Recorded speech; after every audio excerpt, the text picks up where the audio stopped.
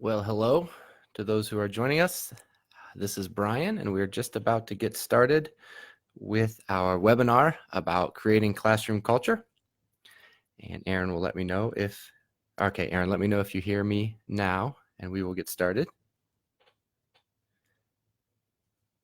My name is Bryan Kandel. I'm from Ohio, and I'm glad to be joining you today, presenting this webinar about creating a classroom culture for successful comprehensible input.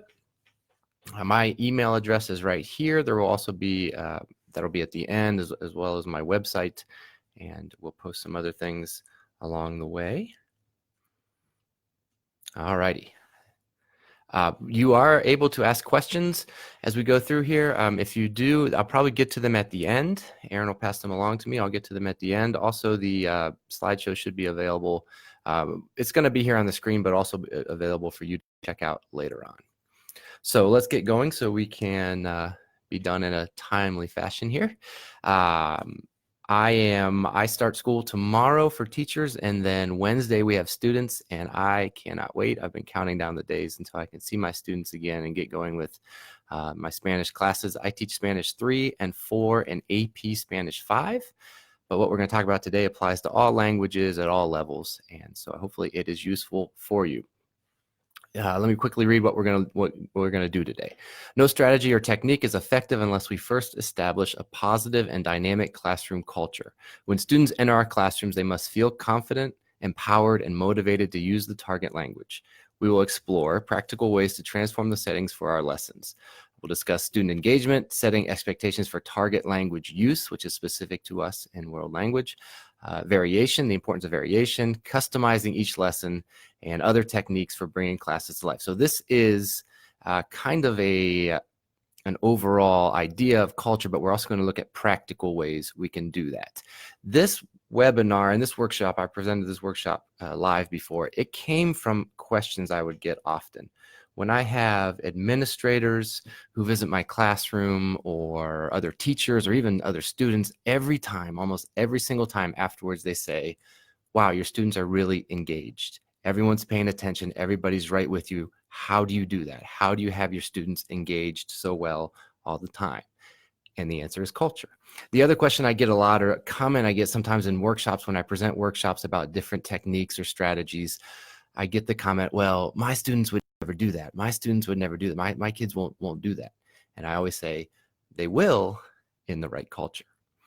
So that's where this kind of came from, answering those questions and those comments. And I used to, or when I present other activities or other workshops, I start with the importance of culture. And lately I've just been talking about culture because, again, I believe it's so important. Nothing works if we don't first have that culture. So here's what we're going to look at. This is we're going to dive into each one of these within the next 45 minutes or so. In a healthy world language classroom culture, number one, students step into a new world when they enter. Students are not intimidated or afraid to make mistakes. Students are accepted, valued, supported, and empowered. Students expect to hear the target language at least 90% of the time or more. That's why I said at least. Students are engaged in class time. Students are connected to global communities where the target language is spoken, and students understand that everything has a purpose. This is very important, this everything has a purpose, and I'm going to give you something at the end today that makes that easier, and that really affects everything else that we do. So let's get into these 7 characteristics of a healthy culture. Oh, also, I believe that cultivating a healthy CI culture starts on the first day of school. So maybe some of you have already started or you're starting soon next week. I really think that this has to be something that you emphasize from the beginning. Don't start with an English list of rules or expectations for your classroom. You can get to that at some point. But from the first minute of class, you are establishing this culture. We're going to speak the target language. You, the students, are going to be a big part of everything we do. Establish that from the first day of school. These are my kiddos. This was last year. My daughter was starting 2nd grade. Aaron was starting kindergarten. This little guy wasn't starting anything, but he could not be in a picture, so he wanted to be in there. So this year, next week, we'll have 3rd grade, 1st grade, and preschool. Okay, so our first characteristic of a healthy world language culture is that when students come into our classrooms, they step into a new world. It's a different world when they come in. We are constantly playing a game in class, and that game is this: let's pretend we don't know English, because the truth is I do know English. You can hear me right now speaking English. My students, I try to hide it sometimes, but they know that I speak English and they speak English, and we could complete any task in English. But we have to start creating this world inside of our classroom where we pretend like we don't know English. We have to use our target language for everything we do. Now, playing that game does not mean that we're being silly and ridiculous at all times. I teach AP Spanish, and in AP, we go over global issues, current events, sometimes tragic events, and we are still playing that game of we have to do this in Spanish because we're pretending like we don't know English. Another part of stepping into a new world is I put here Spanish names or nicknames or target language names or nicknames. This is kind of really a silly practice. Maybe you do this, maybe you don't. If you think about it, I taught English in Costa Rica for a couple of years, and we never gave the students English names and Spanish names. It's kind of a silly thing. If you have a John and you call him Juan, that's one thing. But what if you have a Brian and you call him Carlos? It's a silly thing, but I do it. I still do it because I find that it makes a difference in setting up that atmosphere of this is a new and different place. I'm not abandoning who I am because that's going to be important for class. But when I'm a student and I step into my Spanish class, I do have a different name. And it can be silly. I like the teachers who do like nicknames like Atletico or Zapatos if you have a student who likes shoes or whatever, or if you just do common names from the target language. I have found that makes a big difference. I've had classes before where I started out not doing it, and then I just didn't like what was going on, and we switched and I gave everybody a nickname in Spanish, and it was enough to change. And all these little things that we're going to talk about today add up to creating this culture. So for me, it's been important. Our second characteristic is this: students are not intimidated or afraid to make mistakes. And we know this is something that is easier said than done because languages are difficult. For us, if we're not native speakers, it's difficult for us as teachers. So imagine our students and their insecurities and what they're going through. We have to do the best we can to reduce the intimidation and reduce the fear to make mistakes. So how do we do that? Lots of praise. We're praising our students for their attempts at language. We're praising them for what they do well. We are creating that atmosphere where where there's a positive atmosphere of praise. Now, there comes time for correction, but lots of praise. We make mistakes. Now, for me, I don't have to intentionally do this. I just make mistakes often, and I'm not afraid to admit it. I'm not afraid to admit I don't know an answer, and I will project on the screen sometimes SpanishDick.com or something and look up the definition of a word that I don't know, and that's okay. Careful correcting. We need to be gracious and loving when we correct. Focus on content. This is big. So excuse me a second if you're not a Spanish teacher, but let's say I'm in my Spanish class and I say, hey, what did you do the weekend? And I have a student that says, yo fui a mi abuela's casa para comer lasagna. Basically, students saying, I went to my grandma's house to eat lasagna, but just full of errors. There are two possible responses for the teacher to that student. One is I could say, no. Yo fui a la casa de mi abuela para comer. I could correct the language, or I could focus on the content. And I could say, you went to your grandma's house for lasagna. How was it? Was the lasagna delicious? Who else ate with you? Did your grandma prepare the lasagna? My response focuses on the content and not the language. There will come a time to work on the language, and input will help that language improve. But I'm going to focus on the content and the student and not so much the language. Same idea here with free writes and other output assessments. We really value our content over our accuracy. And we start to make that a part of our culture, and students then become a little less intimidated about sharing in the target language. This is a slow process, and it depends on the level, but we need to do the best we can to eliminate that intimidation. Students are accepted, valued, and empowered. I have this goal in the back of my head. I want to talk to every student at least once every 2 days. Students are an important part of class. Now, and a lot of us, we probably do this just naturally, but I'm going to look every student in the eye every day. I'm going to talk to the class every day, look at everybody. I'm going to ask for volunteers for things. But let's say I have Roberto. I didn't talk to him at all today. Well, tomorrow when I start class, he's probably going to be the first one I go to and I say, hey, how are you doing today? What did you do yesterday? And then maybe Emilia I didn't talk to her yesterday. So she's going to be one of the first ones I go to. I want to talk to, by name, a significant conversation with every student at least once every 2 days, every day if I can. Again, we do it naturally, but if you kind of have that goal, once every 2 days, I want to talk to every student. It really helps. The other thing here to feel accepted and valued and supported is do not underestimate the value of ¿cómo estás? ¿Cómo estás in Spanish is just how are you doing? I start almost every class with how are you doing? Are you feeling sad? Are you feeling frustrated? Are you feeling excited? And why? How are you doing? It's just become such a part of every class. So I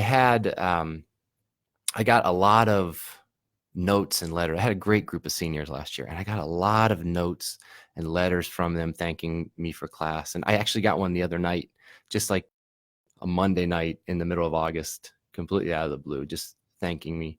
And every one of those notes says, you ask us how we were doing every day. And that meant a lot to me. So don't underestimate. I also had a few years ago one of those dinners where honored students recognized teachers, and I had this girl that had selected me and invited me to this dinner, and I thought, all right, she's going to talk about the value of CI and how the different readings and storytelling and everything we do in class has made her a better Spanish student. And so when she got up to talk, she said, every day I went to Spanish class, he would ask me how I was doing. And I knew no matter how I was doing, I could share, I could talk about what was going on in my life, and that was important to me. That's what she said. That was what was important to her. So don't underestimate the value of that. And there are some days where I have a lot planned for class, and we only have 40 minutes at my school. And I have all these things I want to do, and I think, well, we'll just kind of skip over that beginning part. But I can't. It's such a part of what we do. And if I try to skip it, the students will be like, hey, you didn't ask us how we're doing. I want to tell you about my practice last night or something like that. So don't underestimate the value of connecting with students at the beginning of class, just seeing how they're doing. Talk about their clubs and their sports and the things that they do. Get interested in them. I always tell people that the trick to making students think that you're genuinely interested in their clubs and sports is to actually be interested in their clubs and sports. Follow along, try to attend events. I know that's tough. I try to as much as I can, but take a genuine interest in the things that students are doing, if it's video games, if it's comic books, whatever, so that you can connect with them over those things. And then we use our stories and our readings and our discussions to promote diversity and acceptance. We're always talking about other cultures. We want to deliberately put that into the things that we read and discuss so that students feel valued and they value other students and they value other cultures. We want to be deliberate about including that in the content of class. One last, and this could be a good motivation for you as we head into the new school year. Sometimes that isn't easy. All those things of connecting with students and making students feel accepted and valued, sometimes it's not easy. And I will motivate you or challenge you with this. Do not give up on challenging classes. I'll tell you a story real quickly. I had this class a few years ago. It was when I was teaching Spanish 2. I don't teach Spanish 2 anymore. But I had this young man who would come into class every day, and the first thing he would do is take his pants off. He would come from gym class, and he would be very hot, and he would have shorts on underneath, and he would sit down, and he would pull his pants down. And I was like, man, you can't do that. You got to keep your pants on. And that class was just very challenging. It was one of those classes that even before I ever said a word, they just didn't want to be there. It was the end of the day. They hated Spanish. They hated me. I don't know. They just didn't want to be there. And this guy would come in and he would take his pants off. And then the next thing, once I got him to keep pants on, he would spend every day trying to get out of class. Like he would go to the bathroom for longer than anybody should ever be in a bathroom, or he would go do this and that and whatever. And there was this real temptation with that class to just kind of give up, just kind of give them worksheets. Because if I gave them worksheets, then they would be quiet and they would, I wouldn't have to deal with the challenges of it. But I didn't. I talked to them, I interacted with them, I engaged with them, I got to know them. Well, this young man who took his pants off every day, something clicked in him, and he finished the class and he signed up for Spanish 3. And he finished Spanish 3 and he said, hey, I want to do, he was going into senior year, and he said, I want to do Spanish 4 and Spanish 5 AP at the same time. And I said, well, that's pretty tough. AP is tough, but he wanted to do it, so I let him do it. He did Spanish 4. He did AP the same year. He started going to Mexican restaurants and Hispanic restaurants in the area and talking with waiters and waitresses and improving his language and getting to know culture. And he did great. And he did awesome in his Spanish 4 class. He passed the AP test. He went on to college, where he started forming these groups on campus who were Spanish speakers. He spent last spring in Peru serving and teaching, and came back and visited my class and talked to him about the importance of Spanish. All that was a challenging class. He was part of a challenging class, and he was a challenging student. But don't give up. Accept, make students feel accepted, valued, supported, and empowered.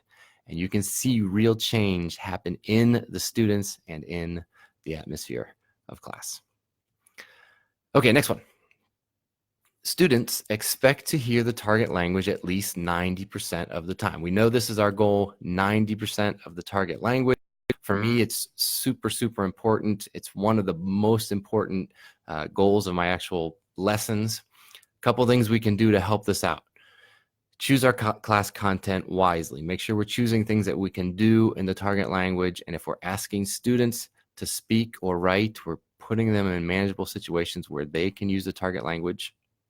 For me, when I have that conflict where there's something I want to do or explain or a grammar concept, if I can't do it in the target language, I don't.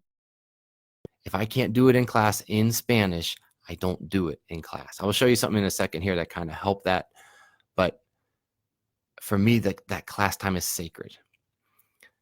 This is just kind of a CI staple. This is something maybe a lot of us know. We reduce the quantity of language that we're going to focus on and increase repetition.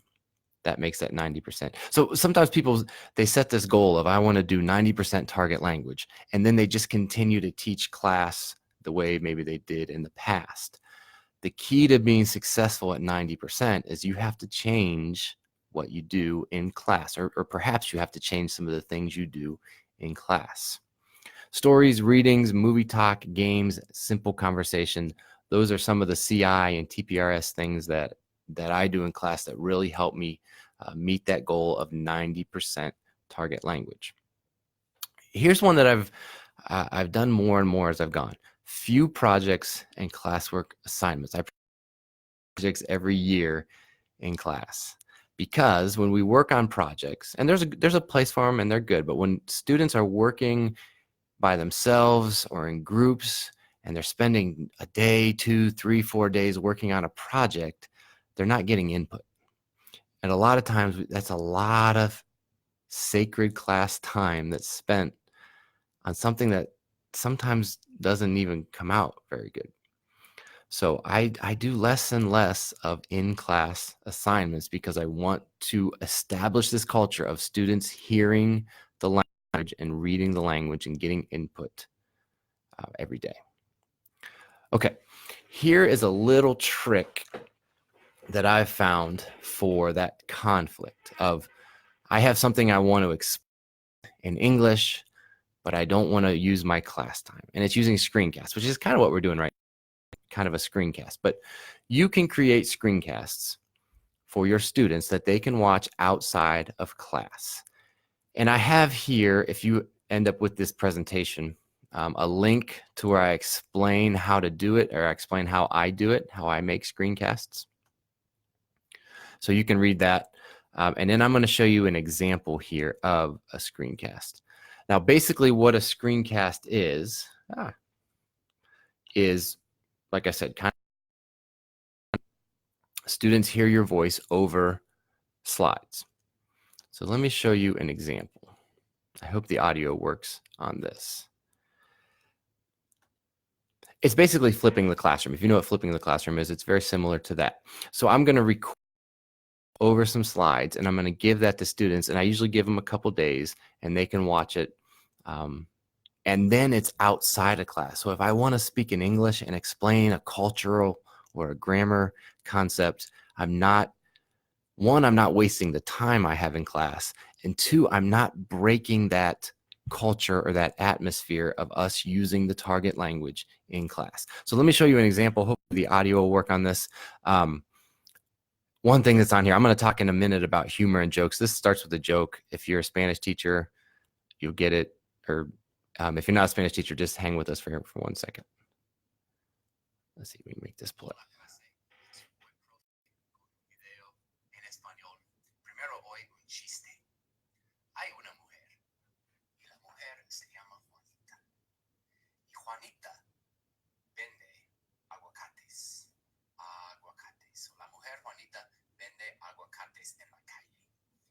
Está en la calle con aguacates y grita, aguacates 3 pesos, aguacates 3 pesos. Pero un día, Juanita está en la calle vendiendo aguacates cuando un bus choca con ella. Choca con Juanita en la calle. Pero Juanita no está muerta, está viva. Y después del accidente, Juanita se levanta y grita, guacamole, 3 pesos, guacamole, 3 pesos.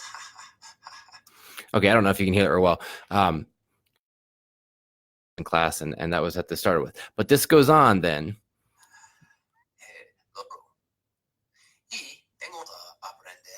Okay, this is just silly. This is a rapper. His name is Future. But this goes on. We're going to talk about the future tense. And so I go on to explain. Bueno, vamos a hablar en inglés. We've talked about this the last couple days. This is really, really, really easy. Talking about the future, what somebody will do, because we just take our infinitive of any verb. So then I can go and I can talk in English. I may skip by that, but I tell students, we're not in class, so I can speak in English a little bit, and then we can explain some things in English along with some Spanish mixed in there, but we're not taking. Sorry. Oh, I get it, Professor. So we can do this outside of class, and again, and not mess up our culture of using the language in class. A few things with this. Excuse me. A few things with this. Again, you can read examples here, or you can read instructions on how to do it. Be careful not going too long. If you think about yourself watching a video, it's hard to watch a video that's 10, 15 minutes long. Keep it as efficient and short as you can. And also, you saw the silly joke and the silly characters in there. Whatever you can do to add a little bit of humor or interest really helps, because a video like this can get very boring very fast, and then students will disengage. The other thing that you need to do is you need to make sure students must watch the video to be successful in class. What I tell the students is this: the homework is not to watch the video. The homework is not to put the video on in the background while you play games on your phone or while you're doing something else.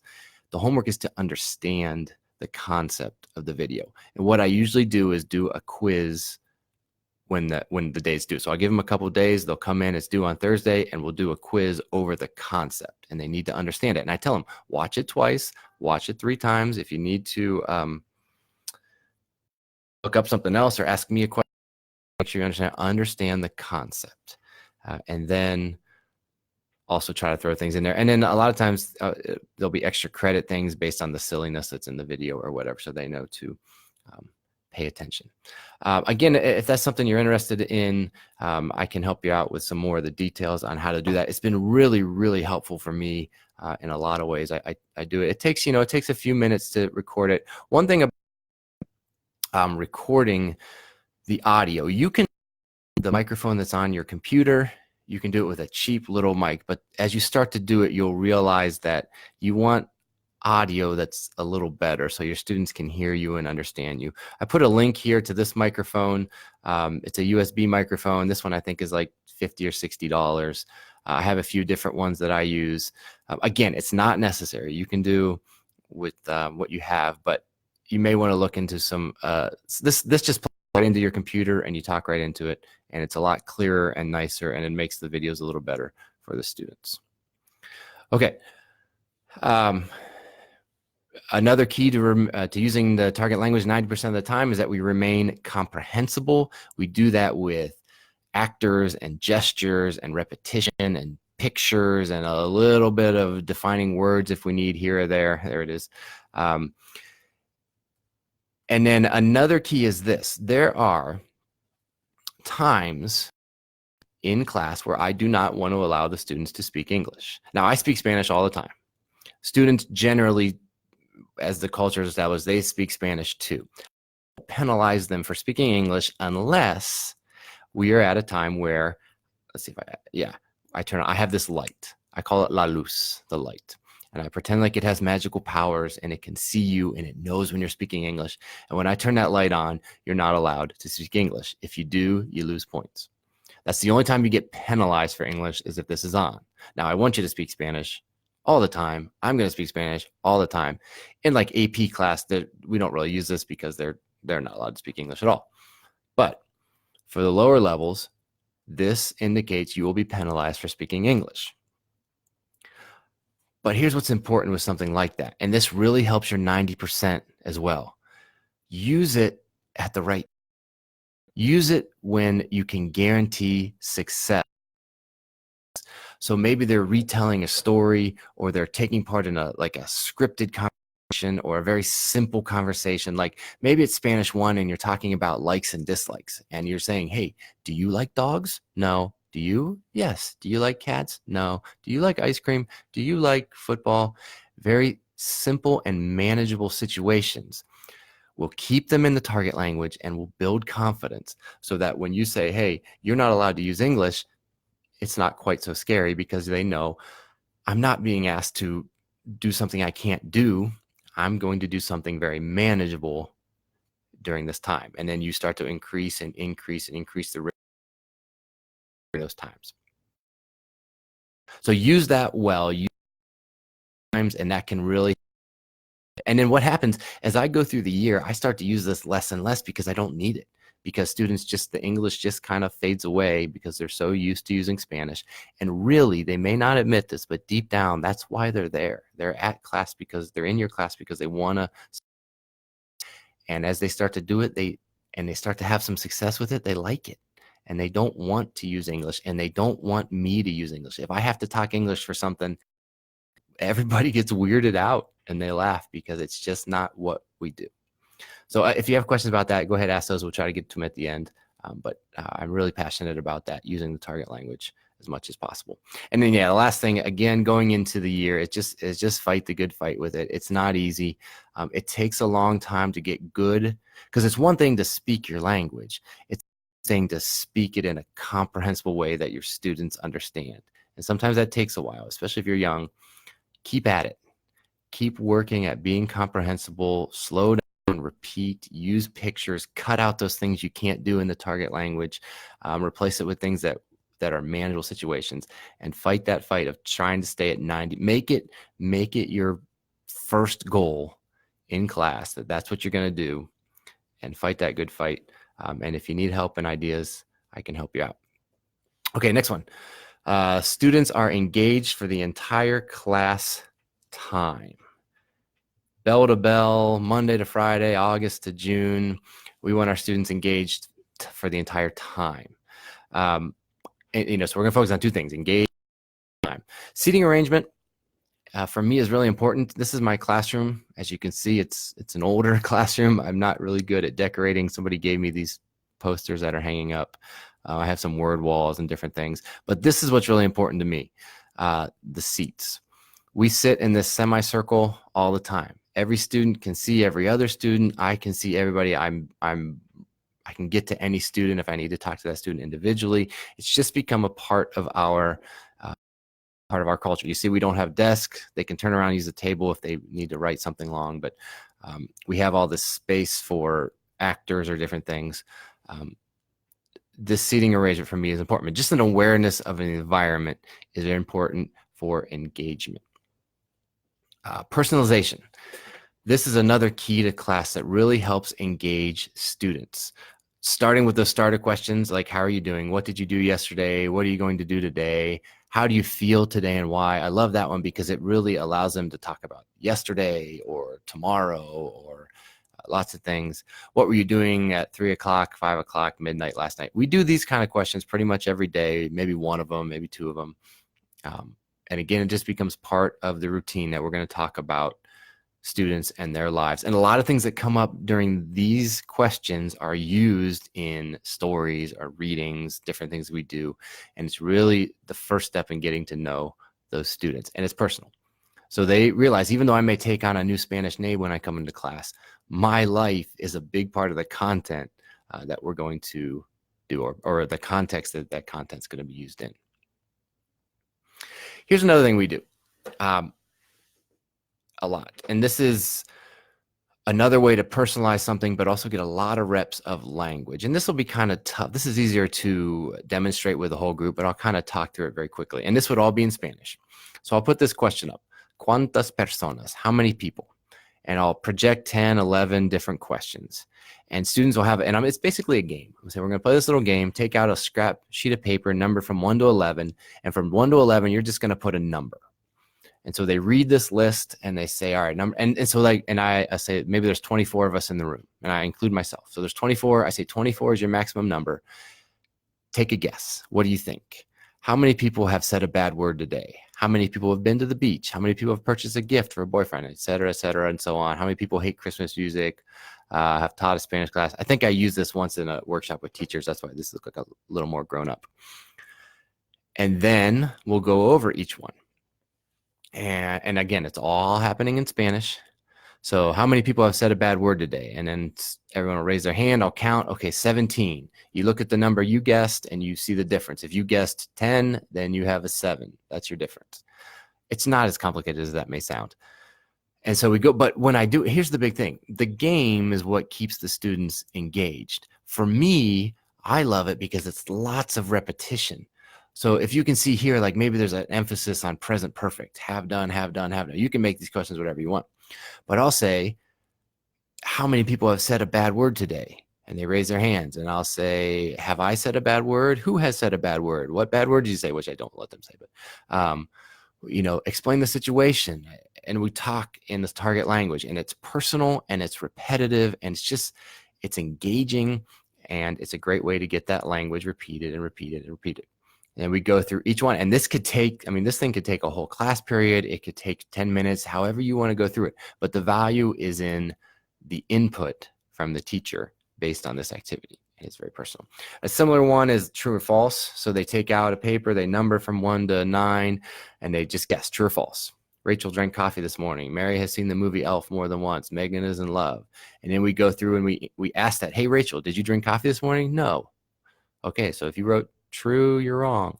Who did drink coffee? Did I drink coffee? And we can circle and repeat, and again, get a lot of input based on this game that's very simple. And by the way, these are also very quick to create. Like you can create this in 5 minutes, and then it could be a half an hour of your class. And so again, if you have questions on those, I can show you some more. I think I have some website posts where those are explained pretty well, and I can share that with you. Another thing we do for personalization is we personalize some of our stories. I do storytelling. Let me show you this one example here. We did this story around Christmas time about Santa Claus. And it was really, if you're a Spanish teacher, you'll see that it uses the subjunctive here. So some of our main focus structures were gives him a gift, hopes that Santa Claus gives him, and he has behaved well or he has behaved badly.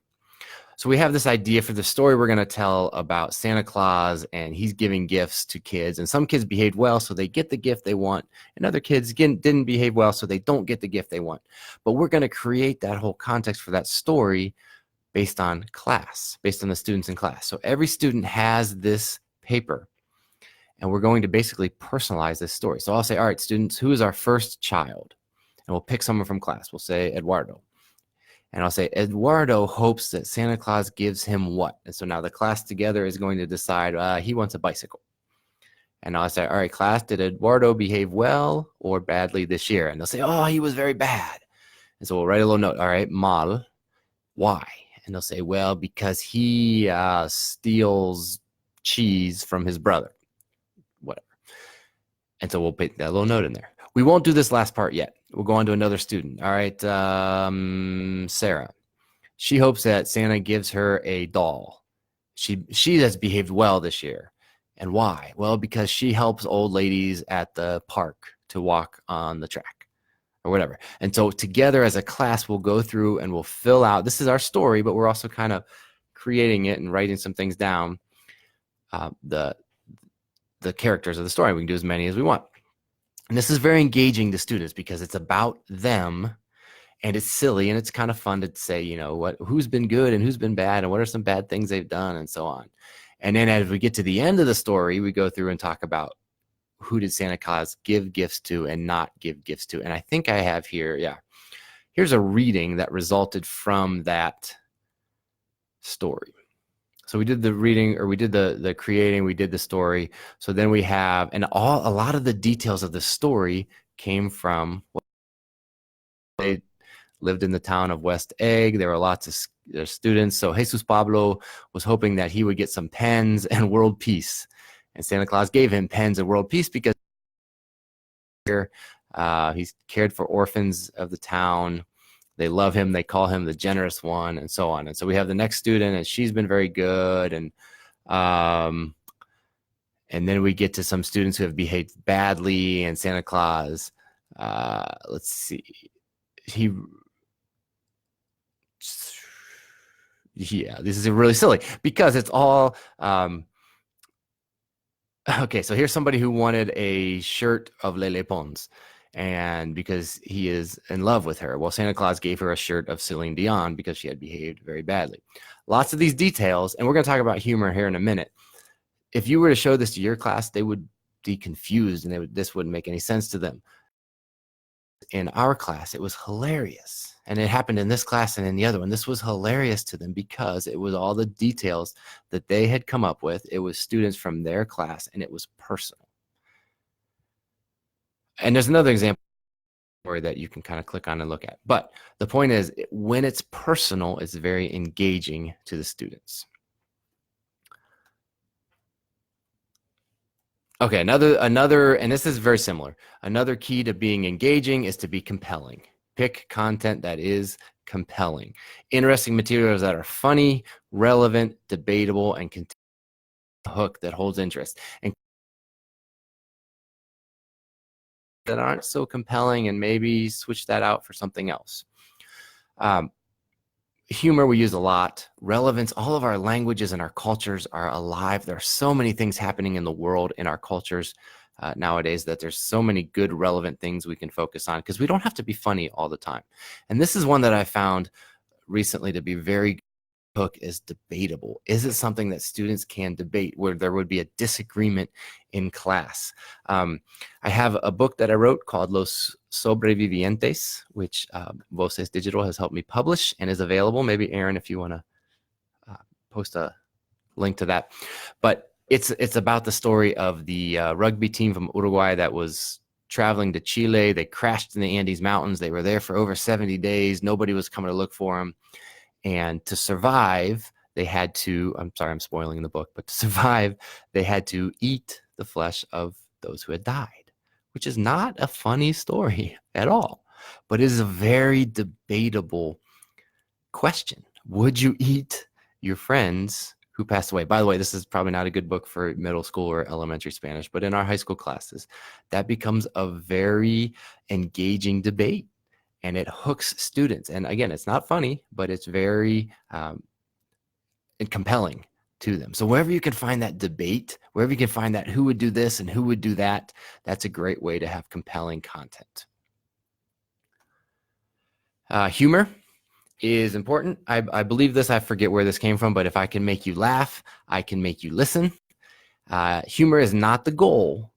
We have to be very careful. We're not just trying to be funny all the time, but humor can be a vehicle to get our students to receive the input that they need to grow in the language. And you have to be very careful not to be humorous at the expense of students, because students have insecurities, they have that intimidation, and even though they may not say it, you just need to be careful teasing them. There's one person that we can tease in our classroom, and it's me, and we do it a lot. I drive a 2008 Dodge Avenger. We make fun of that all the time. We make fun of me a lot. We don't make fun of students. Personalization, as I showed you with that last story, is a great way to get humor into your class. What's funny in my class is not funny to your students. I also do jokes or chistes. I do a joke every day. It's another good way to get input in. It kind of sets that atmosphere of a humorous class. I have some jokes here. I'm going to do this one. Not a Spanish teacher, sorry. We're just in the interest of time, I'll show you this one. This was just one that we had done at one point. Entrevista is an interview. There's a guy, the boss says to him, ¿Tienes experiencia cortando los árboles? Do you have experience cutting trees? He said, sí, llevo 30 años árboles en el desierto Sahara. I've been cutting trees in the Sahara Desert for 30 years. No hay árboles en el desierto Sahara. There's no trees in the Sahara Desert. Exacto, yo soy muy bueno. Exactly, I'm very good. So that's an example of a joke. Jokes can be short like that. Jokes can take 10 minutes. They can be connected to the vocabulary or the themes that you're talking about. They can be completely unrelated, but every day we do a joke. There are 3 key jokes. It has to be appropriate, it has to be comprehensible, and then it should be funny. Now, it's tough to find jokes that do all 3. If something's going to lose out, it's going to be the funny, because you can't tell inappropriate jokes. Don't tell inappropriate jokes and blame me for it. Don't tell inappropriate jokes. And you can't do things that are incomprehensible. So we're going to use gestures. We're going to use pictures. We're going to use definitions. We're going to tell the jokes very slowly and make sure students comprehend. If it's funny, great. If they roll their eyes, fine. Try to have a funny one tomorrow. I really don't care if students don't laugh. I do care if they don't pay attention. And you have to get them to see in the jokes, like everything makes them better. And I've had a lot of students that realize it. Like a word will come up, or they'll know a word, or they'll be like, from the joke, or I know this concept from the jokes. And they start to see that this is just another way that they're getting input and growing in their language. Here's another one quickly. This is, sorry, not for maybe your elementary students. Abrigo de piel is a fur coat. I'll just translate it. You can read it in Spanish. Guy goes in and says, I want a fur coat, please. Sales clerk says, sir, this is a pet store. We don't sell fur coats here. And he says, well, then I want 100 hamsters, please. That's bad. I can't hear you right now, but I'll imagine that you are laughing. Okay. And then the last thing here for keeping students engaged is sometimes when things get heavy, when you're doing something that's really rigorous for a while, sometimes you just need to boost morale. So you'll vary the way you do something. You use music. We use music all the time, but maybe we'll do a song that we're going to spend 2 days on and we're going to really get into. We do games. I don't really do brain breaks because I have such short classes, but those type of games be helpful. And then the other thing that really is good is sometimes if you're a storyteller, if you're doing TPRS and things, things are dragging, sometimes it's the time of year, it's February or whatever, and things are dragging a bit, go back to a home run story, maybe a simple story, something that, don't even worry about where you're at in your unit, what content you need. Just tell a story that you know will engage the students. And again, a lot of times those are the simpler stories, but it just to that morale.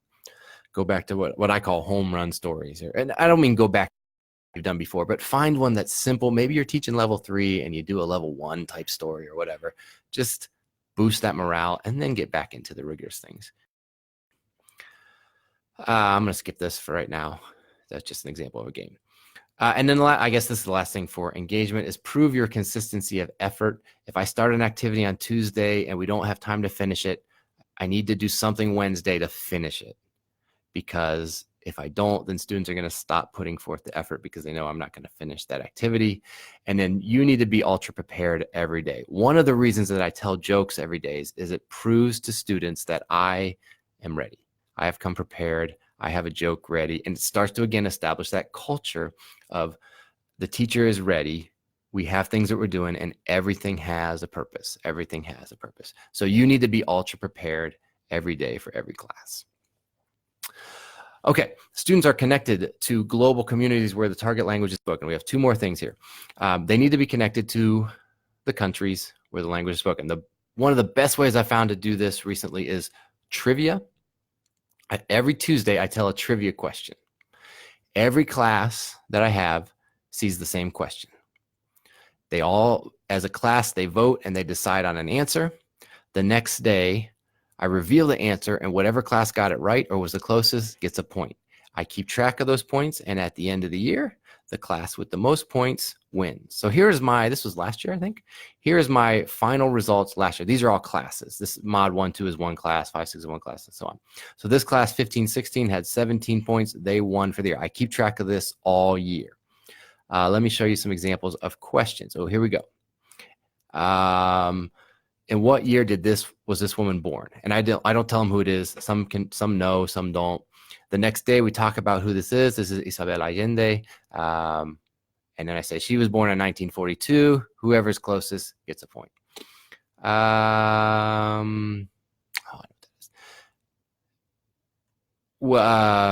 Which a lot of times these are based on articles that I find like on CNN in Spanish or BBC Mundo or something. ¿Cuál país de América Latina tiene la dieta menos saludable? The least healthy diet. And then we project this article the next day, and whichever class guessed that right country or right countries gets a point. So I'm kind of going through these backwards. We talked about April Fool's Day, but then we talked about Dia de los Inocentes in a lot of countries. And we had to guess the date that happened. So we do this every week, pretty much every Tuesday I do a question. Like our first one here was Manu Ginobili. He had just retired. He's from Argentina. How old is he? And they all guessed the closest. This was a 10. Sometimes you do get classes where, and I don't understand why they do this, but they'll tell like a friend or a girlfriend or something in a later class what the question is going to be. So then you have to come up with questions they can't really cheat on. So like there's a tennis game, and there are these two men, I forget where they were from, but they were Spanish speakers. Games are they going to win between them and some other people? And so that one you don't really know till the next day, the results, points. So again, I can explain and help you out with that, but for me, it's been really, really good. It's engaging, it's more input, and it connects us to our culture, to the culture of the countries where we're studying. Nuestra Historia, some great units that are all based on culture. So if you get a chance to check that out, that's from Voces Digital. I had a great privilege to stories and things for levels 3 and 4 and AP. They're all connected to culture, and they've really helped me get that culture into what we do in class. Part of our culture is that we are connected to other countries. All right, here's the very last thing, and something that I think is very important. So students understand that everything has a purpose. One of the best ways to do this is that when we evaluate, when we assess proficiency. We assess skills and not tasks the best that we can.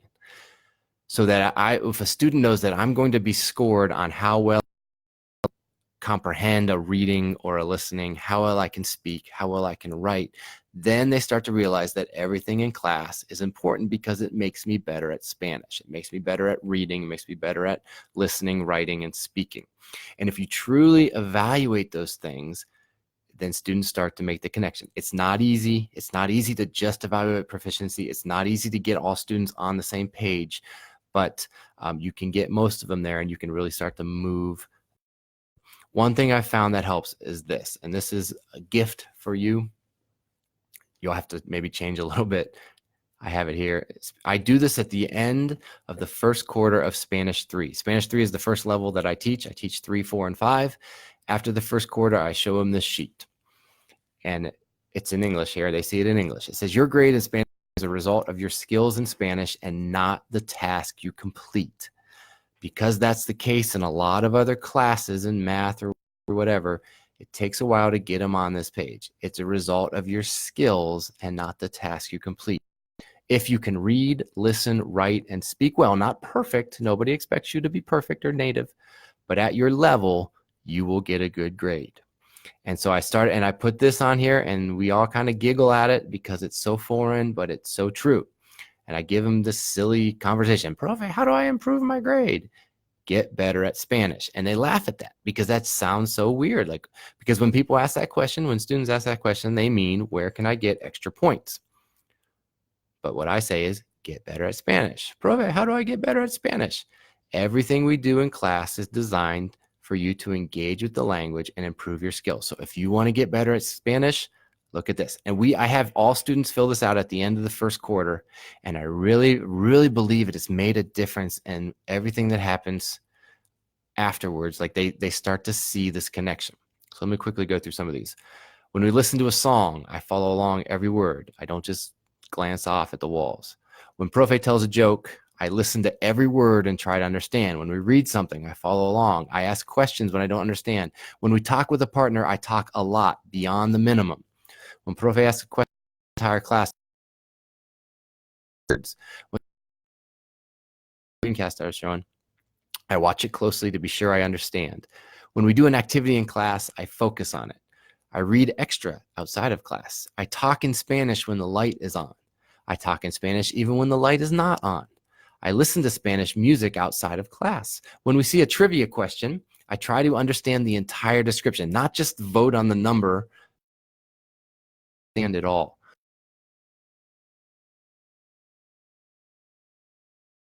When other students speak Spanish, I listen to them. So they go through and they select always, usually, not often, never. And I tell them this, if your skills or your grade are not as high as you'd like, look above at any category where the answer is not always, always. These are engaging in things that happen in class. If you still feel behind, read. Reading is important to build those skills. And then I do put study class vocabulary every day. Some students just like to have that can do. And I tell them, that's not everything, but it'll help you.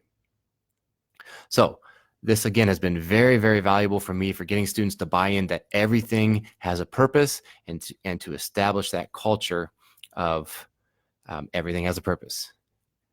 So that was pretty quickly through all that. Again, you'll have this presentation. You can click on some links. You can contact me here and ask questions or need help with anything. And now I am going to see if I can quickly answer some questions that we have here.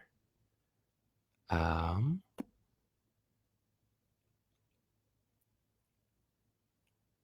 did I lose you? Okay. Can you hear me still?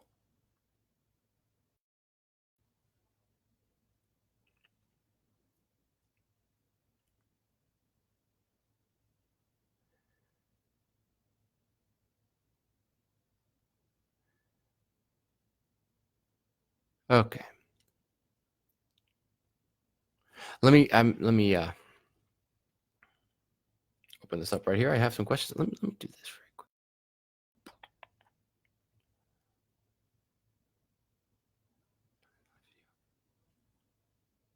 Oh, maybe I'm disconnected.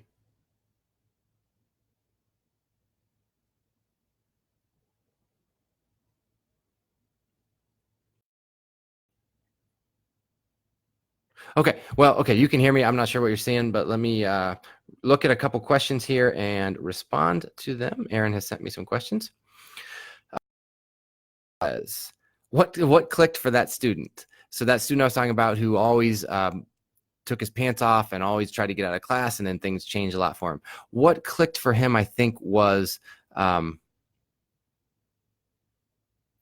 what clicked for him was the connection was so sometimes you have those students that want to disconnect and they want to disengage, and you have to go, sometimes you have to attack them and you have to talk to them. You have to get very interested in what they're doing. So there was a connection that was formed, and then he took a real interest in culture.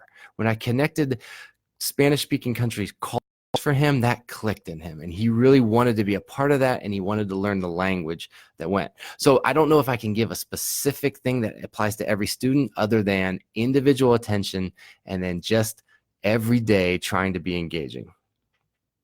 Next question. When you use the light and you have to penalize, do you subtract points from an individual student, or do you have some sort of points reward? That's a good question. I like either one of those. I do an individual system. I used to do participation points on my cell phone. We recently went to a zero tolerance policy on cell phones. So to be a good model of that, I don't hold my cell phone anymore in class. So I keep track of on a clipboard or something, but I do it individually. Do you ask the starter questions to each student in class individually, or do you have them all answer on paper and then just check up with a few? Good question. I ask them individually. I don't have them write down answers. I ask them individually. Any volunteer who wants to answer can, and then I will pick on some students. I don't get every single question to every student every day. That's one of those, every other day I'm going to talk to every student. But yeah, we just do it orally, and I don't get to every student every day. Sometimes I do. How do you translate this type of scoring to a letter grade from the reflection sheet? It's really, that is not really part of the grade. That is just a connection they're making to the grade. Assessment is a huge topic. Letter grades come from their reading, listening, writing, and speaking assessments.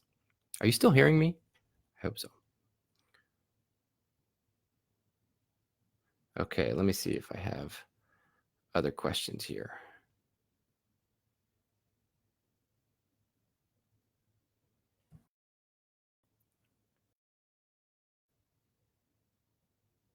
Okay. Aaron, do we have any other questions? I was trying to.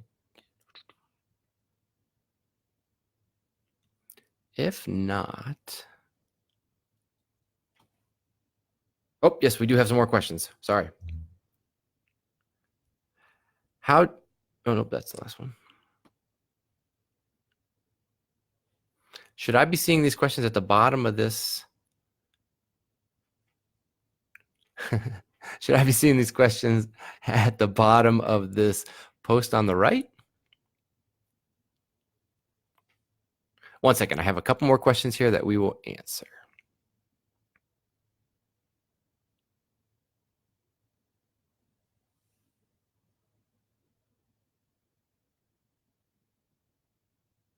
Okay, so that looks, I'm sorry, I don't have any more questions. That looks like to be the end of our questions, and we're just about at 2 o'clock. So if you do have other questions, you can pass them along or send them along to me.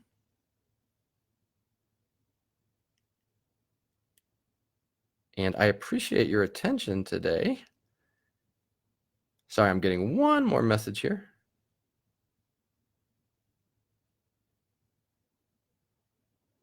Okay, I appreciate your attention today. I hope this has been helpful. Again, this is, a quick go through this without being able to be in the same room. So hopefully it's been helpful, and you can ask me any other questions you have later on, and I hope to see you soon. Thank you.